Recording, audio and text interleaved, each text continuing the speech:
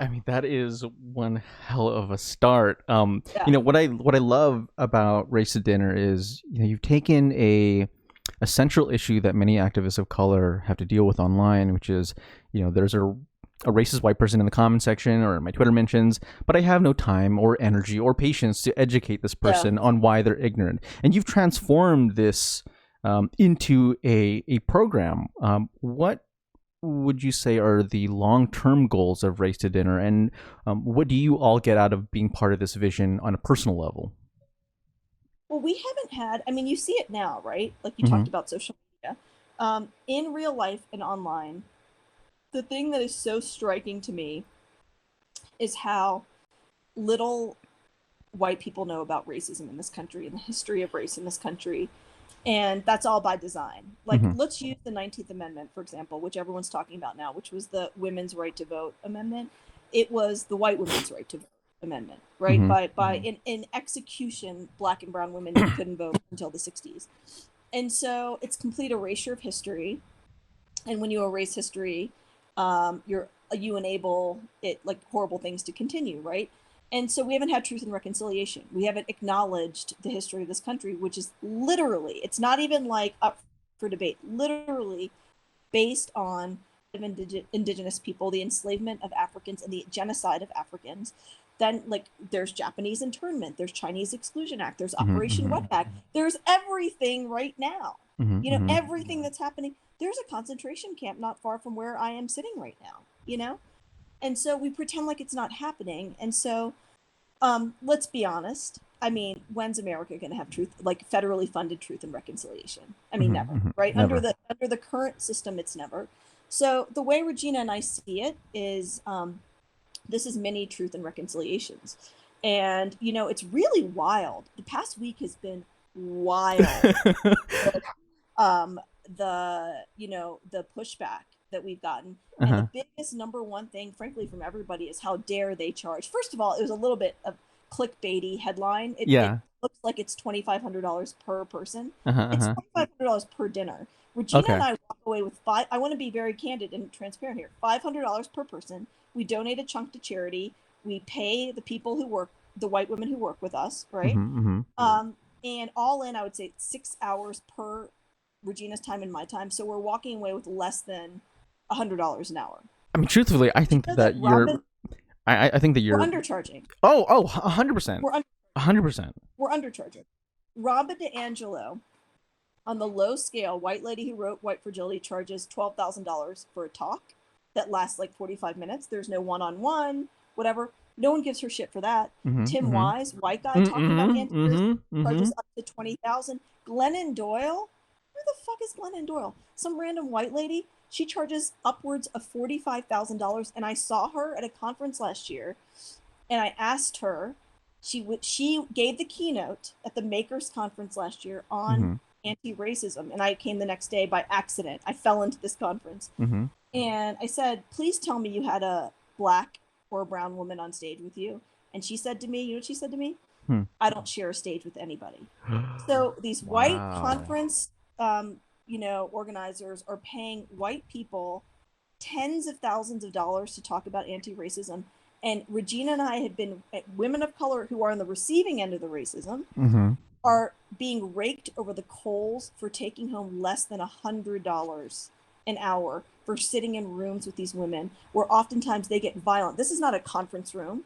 This is not a place where, like, we have security and we could just Mm-hmm. walk off the Mm-hmm. stage. This is Mm-hmm. in people's private homes. And Colorado is like an open carry state. Like, people could have guns in their houses for all we know, right? So, there's a lot of stuff I've learned in the past week, but white Americans love capitalism until it means them paying black and brown women for labor. Mm-hmm. And the expectation that we're supposed to do this for free tells you everything that you need to know. They think that not only are they so awesome that they show up and so awesome that they're paying, Mm-hmm. in some ways they think that we should be paying them for even coming. That's how it's starting to feel. Like they're doing us a favor. As if, it's sort of a let me help you like help me help you sort of thing, like Yes. you're Yes. eradicating this racism out of me, but at the end of it all, you're gonna feel better because you're not gonna be the victim of it.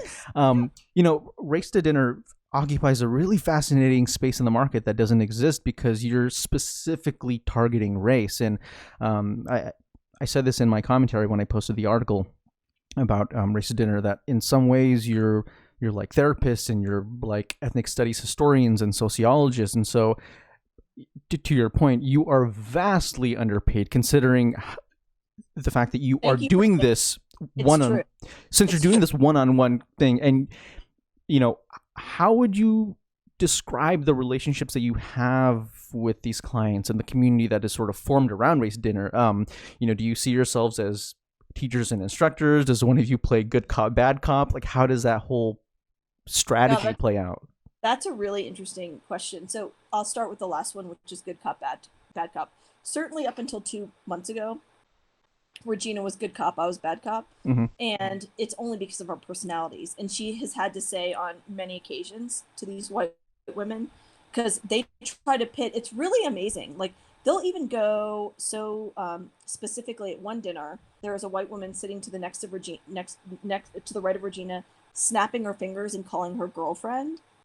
And a woman, another yoga instructor from Boulder, is sitting this way towards me and telling me that she kept namasteing me. She kept literally doing this and telling me that my chakras were off. Oh no! What a Oh my shame. gosh! So they're very specific in their racism, anti-South Asian, anti-Black racism. And then they used to always try to pit us against each other. And I'll tell you why. So part of the work, and you talk about this a lot, which I so appreciate, which is why I sort of landed on your page to begin with last year, Mm-hmm. is the anti-Blackness within the Asian community. Mm-hmm. Mm-hmm. So something that we do at every dinner is say, raise your hand if you're racist. Mm-hmm. Guess who, 9 times out of 10, there's one person at the table who raises their hand. Who's the only person at the table who raises their hand? You? Me.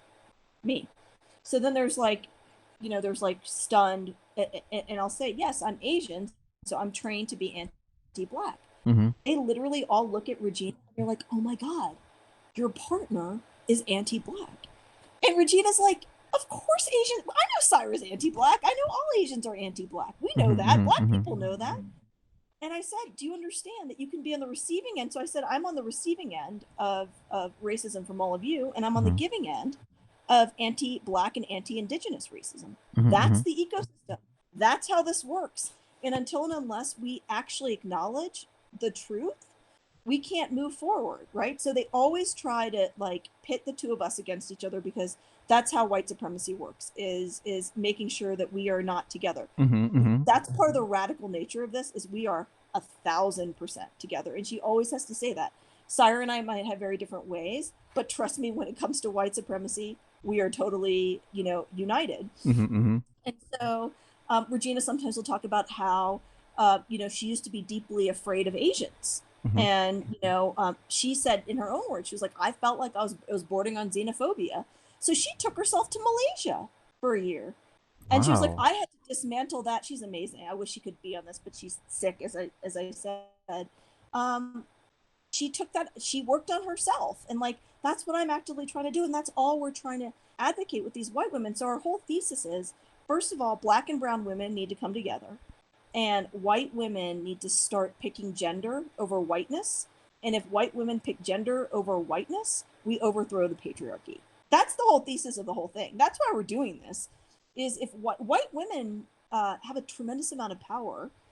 Right now, the numbers are such that they could actually, if they just pull their heads out of their white asses, could wield a tremendous amount of power for good rather than evil. And right now, that's not happening.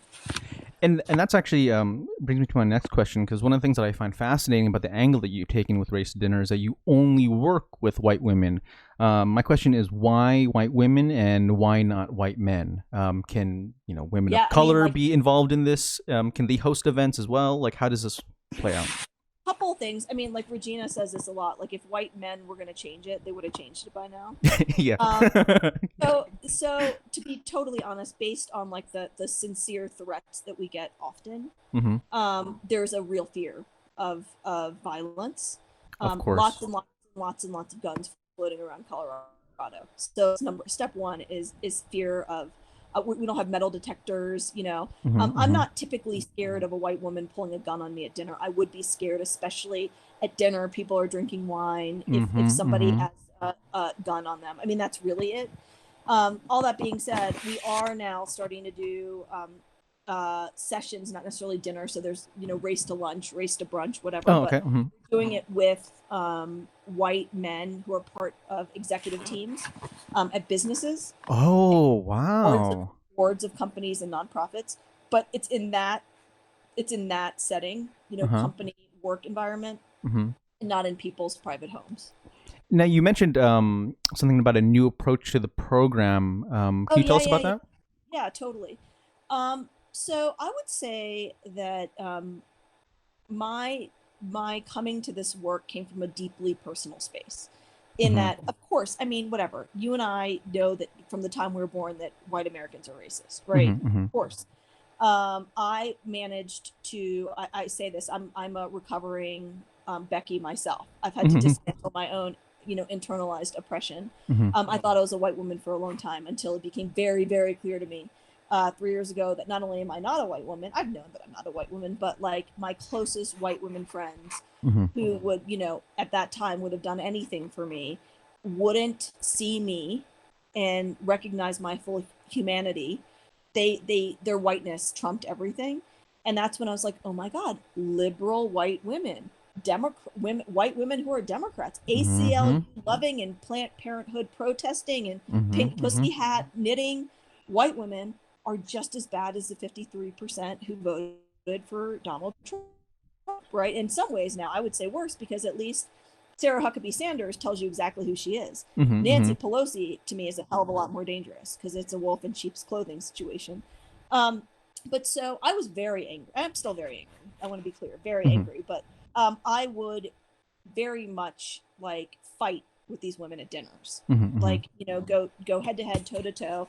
And it was very much about like Regina and I having the opportunity to express our pain and the pain they've caused us. Number one, it was not a tenable thing because I literally was like getting high blood pressure and falling apart physically and emotionally.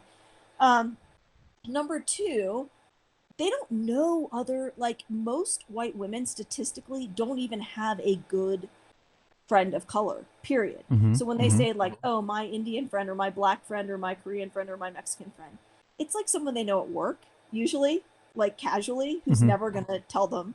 You know, someone said like if you're white and you have a black friend who doesn't talk about white people, you don't have a black friend. I Mm-hmm. mean, how many people at work are talking to their white colleagues about this stuff? Yeah, And so exactly. their communities are mostly all white communities. And so we can have a 2 hour dinner, but if the work doesn't, the work starts there, it doesn't end there. So Mm-hmm. they're Mm-hmm. going to be in community with each other, not with us. And it hit us. We were like, we need to actually make this much more about them, revealing. It's actually turned into much more therapy. Like that's what you said at the beginning, Mm-hmm. in terms of like, you all need to talk more and we need to talk less. Mm-hmm. And it has been fascinating. It's only been 6 weeks. We've had not that's not even, we've had 3 dinners since we've done this, Mm-hmm. and not less than 6 weeks, 4 or 5 weeks. And we now start with, we assume that if you come to these dinners, you already know that you're racist by definition. Mm-hmm. By Mm-hmm. definition, it's not good or it's not bad. It just It is, is. right? Yeah. And we say, name one racist thing you've done recently. That makes them fall out of their chair because it's one thing to say like, I know that I'm racist, all white people are racist. Mm-hmm. They just are frozen. They're frozen. They don't And want to take then the accountability. They don't want to confess. the wokest, you know, most fierce, you know, anti-racist warrior, um, they'll start muttering and mumbling and talking nonsense and talking about what their friend said and what their colleague said or what their husband said, anything to avoid who they are, what they are. But, you know, we keep pushing and pushing and pushing, and real stuff happens. We just had a dinner a week and a half ago in Chicago, and it was half nurses, and they're all friends, half nurses and half psychologists, clinical psychologists. Mm-hmm. And one of the nurses, and it was amazing. And here's what we hear a lot from them. People are like, why would they do this? We've heard this repeatedly. She said, I feel like I've been carrying the weight of the world on my shoulders, and it feels like a relief to be able to talk about this. And she said she was in a meeting with 9 other white women nurses and doctors, and one white male doctor who is the boss of the practice. This is in Chicago. This is last month. So this is December 2019. And the white male doctor said, the big thing that they need to focus on for 2020 is not hiring so many foreign-born doctors into the practice. And she was like, he wasn't talking about Norwegian doctors. He was talking about Black doctors and Latino doctors and Asian doctors and indigenous doctors, And so she said, she was like, I did what I always do. I pretended, number one, that he must not have said it. And then I was like, no, he said it because a conversation ensued. He didn't mean it. It's not so bad. She was like, I went through the whole process of justifying it. And by the time I left the room, I was able to walk away feeling fine about my decision. And I said, did anyone say anything? She said, no. So what is the difference between that and the tiki torch carriers? I mean, and this is the medical profession. These people are actually cutting open Black and brown bodies, right? And so she said that, and she literally was like, I have been carrying this around, and I feel like it's been eating at me, and I feel such a sense of relief. Meanwhile, white lady next to her was like, how dare you? I can't believe you did that. I would never do that. It's this white woman exceptionalism. That's you and not me. And Regina's like, no, that's actually, we're not doing that today. Of course it's you too. And so by the end of the dinner, they all were talking, and they're friends. Okay, these are women who've been in the same groups together. They've never had this conversation. And they're like, my dad said this and I didn't say anything. I think this all the time. I think about how I see a Black person on the street and I lock the door. I see a dark-skinned South Asian man and I think it's possible he's a terrorist. I mean, it's like, it's amazing. And that's the work. That's where the work happens, because now they're in community together and they're continuing these conversations. And speaking to the sort of parallels to being a therapist,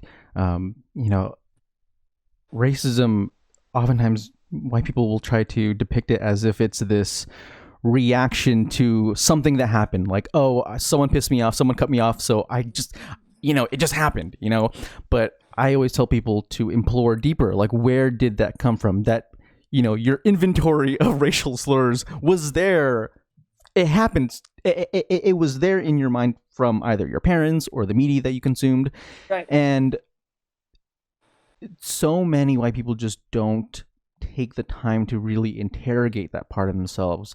But I'm incredibly curious. What have you heard though? Like, when you ask that question, what do you hear back? When white people are asking, like when they're trying to think about how they're racist, you mean? Or when you say like you have the inventory, like, why are you pretending like you don't have the inventory? What do you hear back when you say that?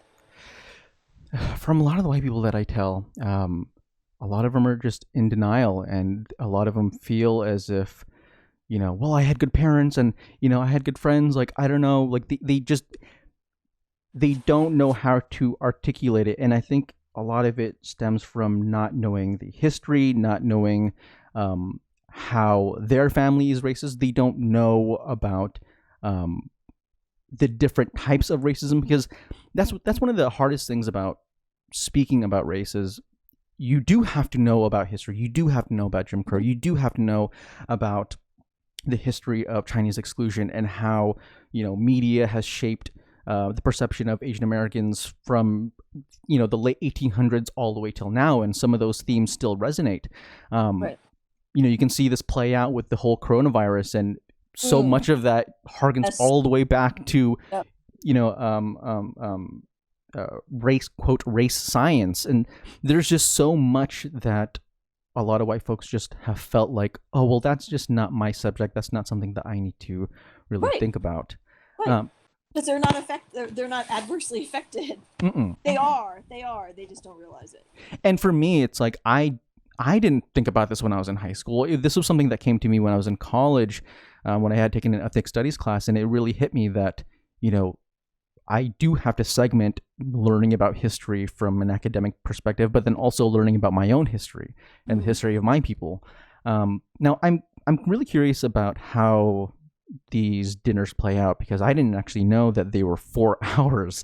No. It's. I'd say it's 4 hours all in. With by the time we get there early, we talk with the host, we prep Mm-hmm. the host, we do the dinners, which basically are supposed to be 2 hours, but they can go anywhere. Typically, they go anywhere from 2.5 to 3 hours. Then home, and then there's post calls, and there's like Mm-hmm. lots of pre and post stuff. But yeah, I can walk you through what a dinner is like. Yeah. So tell me, like, how long does it take to plan? Do you have to research clients ahead of time and like have them send bios? And I'm also, you also spoke about this a little bit earlier, but what are some of the safety precautions you have to take to just ensure that, hey, this host is okay, everything checks out? Yeah. Do you guys have to do any background checks or anything like Yeah, that? yeah, yeah. I mean, like for the most part, till now, because in the past week, again, I mean, it really we've had well over 250 people who want to have dinners now since the Guardian article came out, Mm-hmm. including, I mean, the amount of hate mail we've gotten and Oh, like I can white imagine. Nazi men who are like saying they want to host dinners under like different, disguises. It's so weird. What are these? How do these people have so much time? I mean, I Yeah. really don't understand how they have so much time. But yes, it's a great question. So we have two white women who work with us. Mm-hmm. One, her name is Genevieve, and the other one is named Lisa. Both of them had done dinners on their own, Mm-hmm. and so we hired them after that. Um, and Genevieve and Lisa do all of the prep work. So they get the hosts ready. So the hosts have to read certain things, agree to certain things, Mm-hmm. Mm-hmm. put together the bios of everyone coming. So yes, we have bios of everyone coming. Wow. Um, Regina and I basically ask. I mean, they send us all the info, who's coming. They fill out surveys before, Mm-hmm. so we have a sense of who they are, what they are. We basically don't even read any of it and just ask them, like, flag anything if anyone seems problematic. They are incredible screeners. Mm-hmm. So for the most part, like, they're pretty, clear on keeping out hyper, racist, violent people. Mm-hmm. But they're the ones in charge of that. And then Lisa does calls with the group, Zoom calls like this, Mm-hmm.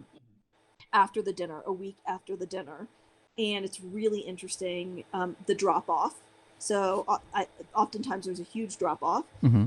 And then oftentimes it's the women at the dinners who are the most sort of like, like in sync with what we were saying, who don't show up and leave the work altogether because post facto they decide that they hate us and they hate the work. Mm-hmm. And the beauty happens because there's one woman at least from each dinner who like changes her mind and Wow. opens her mind and goes down this road of anti-racism work. And you and I both know this, like one white woman going down this road, and imagine, and by the way, that if that same meeting happened today, she would stand up and say no. Like, what you just said is racist, it's xenophobic, it's dangerous. Mm-hmm. Imagine the effect that has, right? The ripple effect that has. She might get ghosted, she might get fired, she might, like, whatever. But Mm-hmm. every person in that room then is thinking about, holy shit. And if even one of those people in the room starts going down the path, you start having change, Big like time. real change. And they have power. White women have power. And that's absolutely true, because even if you had 10 people at a dinner and one person really walked away reformed and interested in reflecting on their own racism and doing that work, they could be that one lone person within their group of friends who is coaching and sort of putting the rest of their racist friends in check. Now, let me go ahead and take a quick break. I want to go ahead and get more into the meat of all this, but we'll be right back.